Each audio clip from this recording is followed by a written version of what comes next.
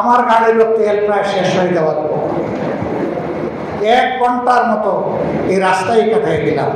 একদিকে তেল পাই না, আরেকদিকে তেল যা আছে ওই তেল না পাওয়া ভাইদের কষ্টের কারণে এই তেলও শেষ।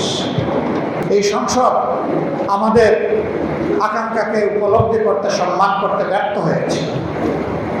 আমরা তাই বলেছি, জনগণের রায় বাস্তবায়নের জন্য এখন আমরা সংসদ থেকে জনগণের কাছেই ফিরে যাচ্ছি। এবং গত পরশুদিন জনগণকে সাথে নিয়ে প্রথম কর্মসূচি বাস্তবায়ন হয়েছে। এটা শুরু। এর ভিতর দিয়ে ইনশাআল্লাহ যে আন্দোলন গড়ে উঠবে, এটা কোনো দল, ব্যক্তি, গোষ্ঠীর জন্য হবে না, এটা হবে 18 কোটি মানুষের জন্য। অন্ধকার সাদা চড়িটি বারবার হারায়। আমরা একবার হারিয়েছি, এই চড়িকে এখন দাঁতে কামড় দিয়ে আমরা ধরে রাখবো।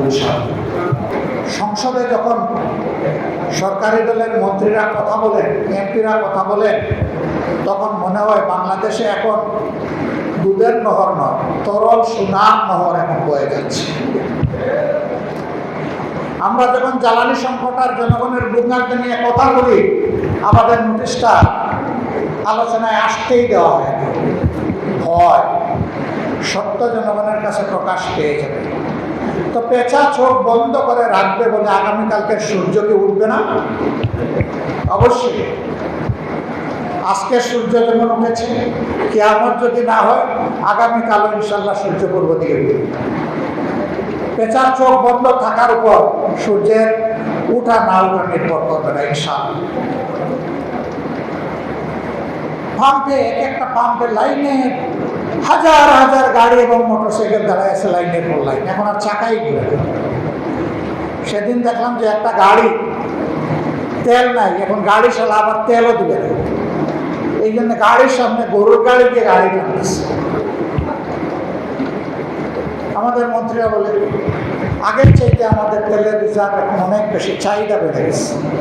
তো তোমরা তোমাদের তাইলে ব্যবস্থাপনার দুর্বলতা, এটা তোমরা শুধরে উঠো না, জনগণকে কেন ভোগান্তি করছি?